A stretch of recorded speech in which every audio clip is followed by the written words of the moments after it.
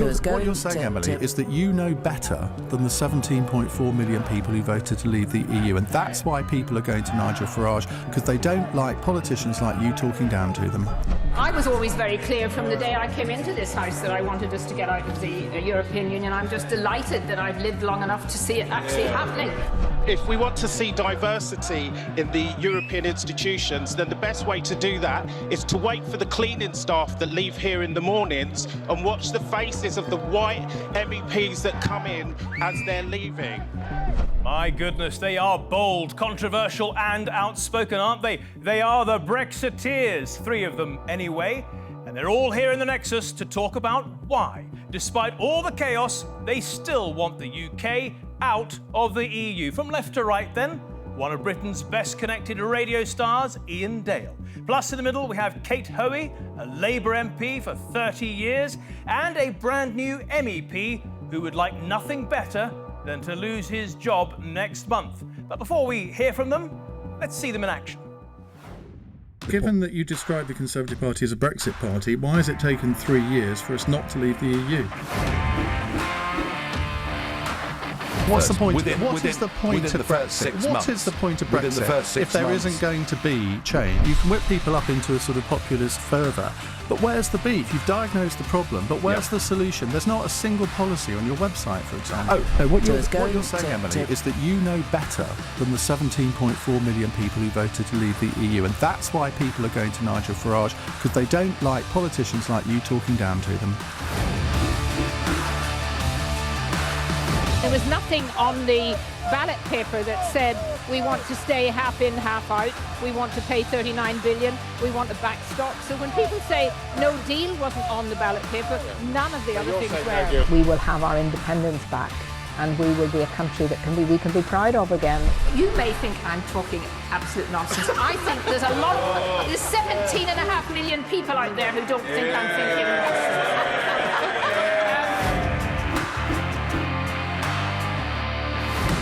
Perception out there is quite often that, you know, we're white, we're homophobic, we're definitely racist, and we didn't know what we voted for. So I stand before you as a gay black man that I definitely knew what I was voting for when I voted for Brexit. The Brexit Party is standing up. It's giving a voice to all of us who voted in 2016, and we're going to make Brexit happen. Well, there you go, all mavericks in their own way. Let's go meet them in person. Iain Dale, let's start with you. One of the most popular talk radio shows in Britain, and Brexit has been really good for business, right? Yes, it has, because it's engaged the whole country. It doesn't matter whether you voted Remain or Leave, you have very strong views. And the interesting thing in Britain nowadays is that I think people have stopped identifying with political parties. 10 years ago, you would say people, well, what are your politics? And they would say, I'm Conservative, I'm Liberal, I'm Labour. Whereas nowadays, they tend to say, well, I'm a Leaver or I'm a Remainer. And I think that has been a relatively recent development. But as the whole Brexit row continues on, lasts for ages, I think it's entrenching people's opinions. Are you a bit unusual in the British media, if you like, as somebody who puts forward the case for Brexiting? Well, if you work for the BBC as a presenter, you're not allowed to give an opinion, but I work in the commercial sector and I'm encouraged to be opinionated on all sorts of issues. I didn't actually say how I would vote before the referendum, but as soon as it was over, I did declare that I'd voted Leave. And I think a lot of people in the normal broadcasting world find it very odd that a presenter can have opinions, but I find that if I'm interviewing somebody, I treat them the same, whether I'm interviewing a Brexiteer or not. Kate will attest to this. If I've interviewed Kate, I think I give her as tough an interview as I would give anyone else. You know, we did see you grilling Nigel Farage there. Kate, if I may come to you for a moment, you've been a Labour MP for 30 years, and you're even rarer. You're a Labour MP who supports Brexit, and we just heard some of your colleagues there on the back benches laughing at you. Is it tough being you? Well, there are quite a few of us, some more publicly, openly in favour of leaving, others now recognising that we have to leave if we're going to honour our manifesto that we all stood on in 2017. But it's not been easy. I find that, you know, people respect you sometimes for your views, particularly as I've held those views for a very long time. You have, but I think, do they gang up Iain's on you? very right about this. Some of them gang up, but you know, I'm pretty tough after 30 years in Parliament, and I don't really mind that, because I genuinely feel that I'm doing what I've always said I would, which was honour the result of the referendum. And I'm delighted that we've got to where we are. I just want to see it finally over, so that we can end all this uncertainty and actually get out and get on with making our country great again. Kate, you sound a bit like Donald Trump there, but anyone who knows you knows you're tough. Let me go to Louis Stedman now. You're a relatively green MEP, elected a couple of months ago. You mentioned in that report that people do think of the Brexit Party as, sort of right-wing, a bit racist and a bit homophobic, and you come along and you help out Nigel Farage and the party to dispel that myth. Absolutely. So I would describe myself as a reluctant MEP. I had no plans to enter the realm of politics, but I just felt compelled to get involved because I could no longer stand by and see our democracy being trashed. And for me, it was really important because, you know, I was seeing people, race being weaponised and things like that. And the narrative was that anyone that voted for Brexit was this sort of small-minded, not very bright person that didn't know what they were voting for. That was sort of propelled as well by the mainstream media. So I felt like that I needed to stand forward and say that Brexiteers come in all shapes, colours and sizes. Let's look at the chances of coming out now. Back to you, Iain. I mean, you host one of the most popular radio shows in Britain. You moderated one of the big debates when Boris was campaigning to become PM, and you pretty much know everyone who matters in politics. Do you think that Boris can pull off Brexit by October the 31st? I certainly hope so. I'm not sure I see the pathway. The legal, if you look at it from a legal point of view, if we don't have a deal, we leave on October the 31st. But there are plenty of people in the UK Parliament, as Kate will attest to, that want to prevent that by any means possible. And they say we have to leave with a deal. What they really mean is we don't want to leave at all. And they've done everything they can over the last 3 years to frustrate Britain leaving the European Union. There are various ways it can happen. He could get a deal at the European Summit in the middle of October, but it's quite difficult to see how that can be ratified by Parliament between that point and the 31st. So it might be that he has to have a temporary extension, which he's always ruled out. So, Kate, do you think that Boris Johnson can withdraw the UK from the EU by October the 31st? Well, I would like to think so as well, but a bit like Iain, it's looking incredibly difficult in terms of the numbers in Parliament. And I think that's what's really been very, very sad about the last 3 years, seeing Parliament MPs just doing everything they could to slow the process up, to delay it. And yet we voted for Article 50, which did say by a huge majority that we would leave with or without a deal if we got to the date. So I'm still hopeful that, you know, somewhere behind the scenes somebody's thinking of some way to stop, obviously, the Prime Minister doing anything illegal, but actually allowing us still to be out on October the 31st, because people are just so fed up and disillusioned. And let's get into it. If we don't get out, I think it is a real threat to our democracy. Yeah, let's talk about democracy then. I know you all say that you're defending democracy by standing up for the 2016 referendum. So let's take a look at what's been going on in the so-called bastion of democracy, Parliament. Well, just before being suspended, Parliament managed to pass a law essentially forcing the PM to request an extension to negotiations in the event that a deal could not be reached by the October 31st deadline, an option the PM ruled out. Can you make a promise today that you will not go back to Brussels and ask for another delay to Brexit? Yes. And I can. And would you I'd rather be dead in a ditch. Back to Iain for a moment. So, Iain, if he comes back with no deal and allows the United Kingdom to go to October the 31st and just drop out, he would then be essentially breaking the law. Is that right? On the face of it, that is right. As Kate says, that hopefully there is some sort of plan B hidden away in a drawer in number 10 Downing Street, which they could use. But the problem here is that if he uses some sort of arcane legal procedure or parliamentary procedure to get round this law, it's going to look pretty bad. Now, the 17.4 million people might rather cheer him if he did that, but it would then further polarise and divide the country. Would you be one of them? Would you support a no-deal Brexit rather than continuing with endless delays with the European Union and with Parliament? Yes, I would. I think it's very important that we come out on the 31st of October, if at all possible.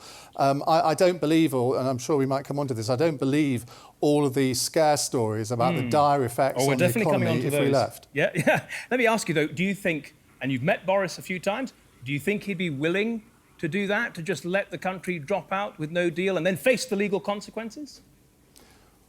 Well, it depends on the circumstances. As I say, I don't think that he will overtly break the law. I think that would be unthinkable.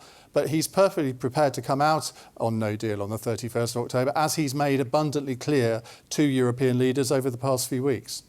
Kate, would you be willing to accept that if he came back from the Leaders' Summit next month with no deal? Would you be prepared to let the country drop out of the EU? Yeah, so you see, I think the word no deal is wrong. I mean, it would be a different kind of deal in a sense that we would have lots of little mini deals which we've already got and arrangements. And then as soon as we leave, then we can have that genuine debate and discussion and opportunity to get the trade agreements. The problem is the European Union, while we take that off the table to say that we're not prepared to walk away, and this is why I think Parliament was so ridiculously stupid to take that off the table. The EU aren't going to in any way feel that they are under any pressure. The thing is, Kate, people would say to all of you, isn't it a bit ironic that you campaigned to return sovereignty back to the UK and to enhance the powers of Parliament once again, only to override them and defy them? No. But you see, that's quite the wrong way of looking at it. What Parliament did was abrogate its responsibility to make a decision on it. And we very clearly gave that decision by a big majority to the people. And on the leaflet that £9 million was spent on going to every door, David Cameron, the former Prime Minister, said very clearly, this is your decision. We will respect the result. This is a once-in-a-lifetime decision. So the idea that somehow Parliament then should actually then decide, well, actually, we don't like how you voted, and that's the truth. They were nearly all Remainers in Parliament, the majority of MPs. They didn't like it, so now they think, well, we're going to take back control to stop what we gave you the control and the power to do. So that doesn't wash with me at all, this idea about Parliament. Parliament has played, I think, a really, really anti-democratic role. Well, we don't know if there will be a Brexit deal or not, but we do know that the UK is preparing for every eventuality, including no deal. And we have some of the details thanks to someone leaking to the press. Britain's civil servants are hard at work preparing for a no-deal Brexit, or what they've codenamed Operation Yellowhammer. Their efforts have been distilled into this 6-page document, labelled Official and Sensitive, locked away from prying eyes. Well, that was true up until last month, but then someone leaked it to the Sunday Times. And surprise, surprise, they didn't keep it to themselves. Instead, they published it. Front page news and very alarming. Predictions of queuing for days at British ports, shortage of medical supplies, and an increase in public disorder and community tensions. No wonder it was kept secret. The government minister in charge of preparing for a no-deal Brexit went on the defensive, claiming the document was old and a number of suspected leakers were sacked. But opposition MPs wouldn't let it go. Smelling an opportunity to embarrass the government, they voted to force it to release the paper. And it seemed to confirm many people, especially Remainers' worst fears. For example, 85% of trucks travelling through Britain's main port, Dover, could be unprepared for customs checks, causing truckers to queue for days, a problem that could take 3 months to resolve. It also forecasts the possibility of large energy price increases, hitting both businesses and customers at home. Medical supplies could be disrupted, food supplies too, possibly pushing up prices and affecting the poor particularly hard. The document also envisages protests and a rise in public disorder. And the paper even points to a growth in the black market, particularly along the Northern Irish border, where dissident Republican gangs still operate. But remember, this is the very worst case scenario in the event of a no deal. So, as Boris might soon end up saying, keep calm and carry on Brexiting. Back to Iain for a moment. Iain, you said no deal's better than staying in the EU. What about that? Aren't you concerned about that? It's completely alarmist. It's badly researched. It emerged last week that the people who wrote this report hadn't even talked to the port authorities in Calais. They hadn't been there. They hadn't even talked to them. Dover Harbour Board and the Port of Calais have both said that in the event of no deal, they are fully prepared. I had somebody who used to run one of the terminals at Dover on my show the other day, and he took me through in exhaustive detail why these queues would not happen. You've got the company that supplies the majority of insulin to this country, and I'm a type 2 diabetic, so I've got an interest in this. Not yet. And they said that they have no problem with supplying insulin to this country in the event of no deal. Now, I don't pretend that there won't be some problems initially. If you change from one system to another, inevitably there will be some difficulties in the short term. So I'm not one of these people who think that on the 1st of November the sunlands will be completely, the uplands will be completely sunny, because they will not. But within a very short time, I think any difficulties would be ironed out. Kate, you were in government under Tony Blair. Why do leaks like this happen? What is the motive here? Well, I don't know who leaked it, but the public really need to understand just how much of a shock it was to the civil service and to the machinery of government when the country voted to leave. It wasn't expected, and all of those in those positions of power who have worked literally every day with the European Union and have kind of almost taken their orders from the European Union are suddenly finding now that, you know, they're going to be on their own. And I think there is a huge shock there, and I'm sure there are many civil servants, probably decent public servants, but who still are very, very unhappy that we're leaving. And of course, there are lots of people with political agendas inside, and it was probably leaked by someone who actually wasn't a civil servant, but was a political appointment. Fair enough. Louis, you're not just a member of the European Parliament, you're also a businessman. It's irrefutable, isn't it, that a no-deal Brexit would throw up a lot of uncertainty that would take quite a long time to settle, and business, as we know, doesn't like uncertainty.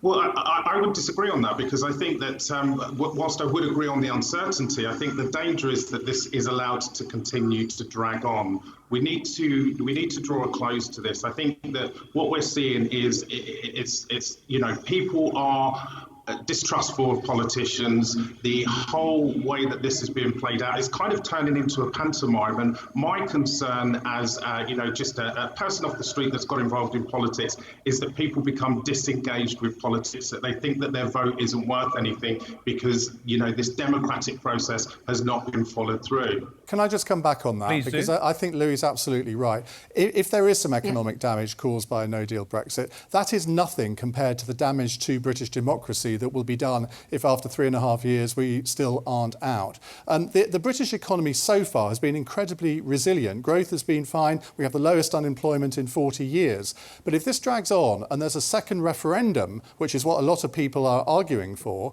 that couldn't take place for at least 9 months. And I think that would then start to affect the economy if we drag this out further. Kate, do you want to come in? When businessmen are asked about things, even those who voted Remain, what they do say is just tell us what is happening, just give us certainty and we can make it work. You know, they're very, very good at being able to sort difficulties out, and that's what we need, certainty. Yeah, well, that's right. Some of them do say that. Others, like the farmer that we met when we sent Hannah up to central England, said he didn't like the look of Brexit, whether they got a deal or no deal. According to a recent report from the former chief economist at the National Farmers Union, 50% of UK farms could fail in the event of a no-deal Brexit. Andrew is a farmer in the East Midlands, and for him, the issue is clear-cut. It's an absolute mystery to me why any farmer would vote to leave the institution that has basically kept them in business for the last 40 years. I wouldn't trust this government to run a bath, let alone run a country. The government has said they're going to allow 3,200 migrant workers in. We need 60,000 in agriculture. I was on a farm, and I was talking to the iceberg lettuce foreman, who was a Polish guy. He'd been there 15 years, and he said, in 15 years, I've never seen a British person cut a lettuce. The best Brexit outcome is for it not to happen. So there is no Brexit. I mean, it's a no-brainer.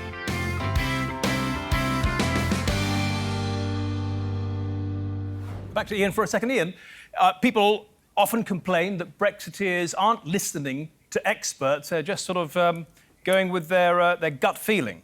And this expert from formerly of the National Farmers Union says that half of the farms, potentially, worst case scenario, could be wiped out.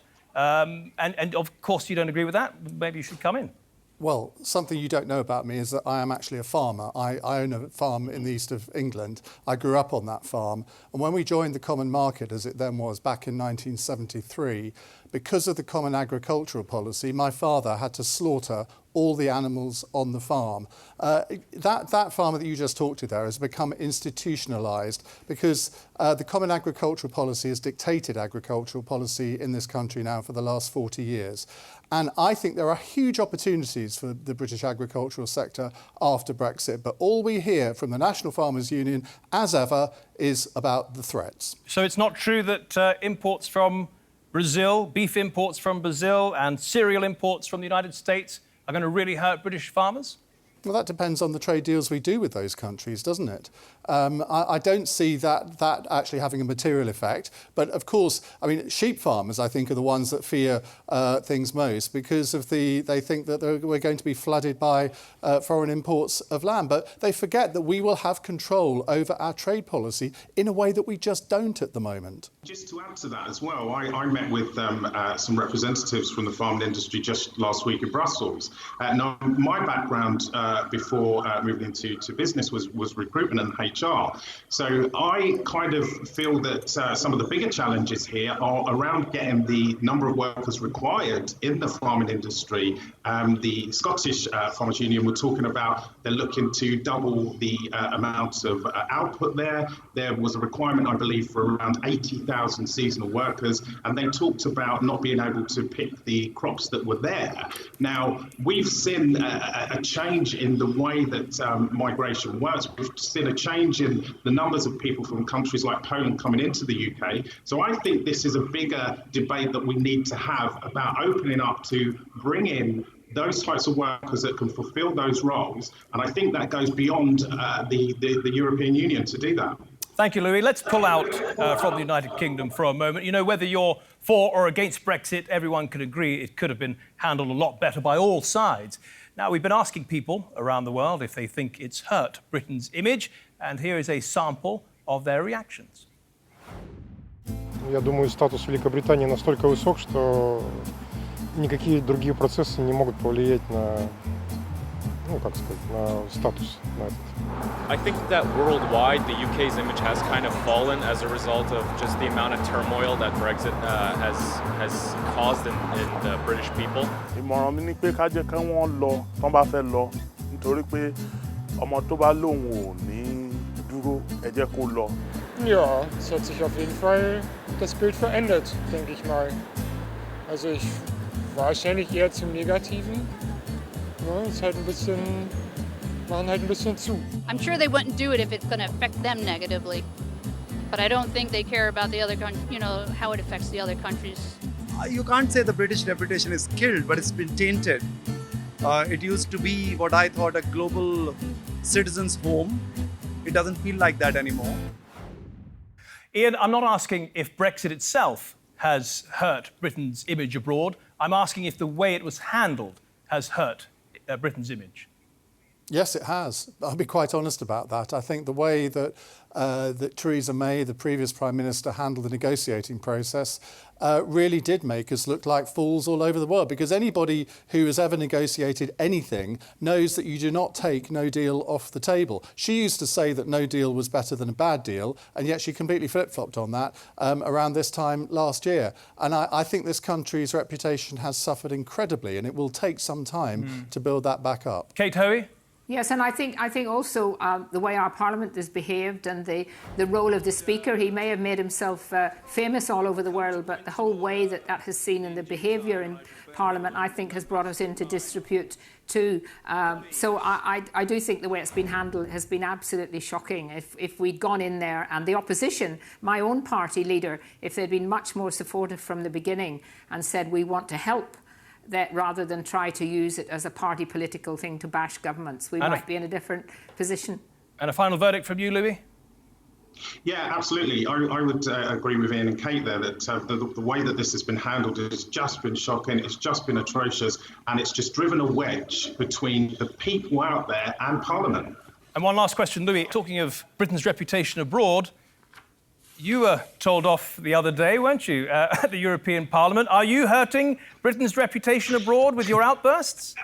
Well, I was told off for saying rubbish in the chamber, so I think there maybe was a mistranslation on that. It's quite an uneven playing field, shall we say, here in the Parliament as to what we can say on our side of the chamber versus what other people are allowed to get away with. So, that is a pretty high standard compared to Westminster. Well, Louis, you get the final word. Thank you also, Iain and Kate Hoey. Thank you also for your contribution to the Nexus, and thank you for watching. Remember, you can see this and all our previous episodes on our YouTube channel. But for now, goodbye. See you next week.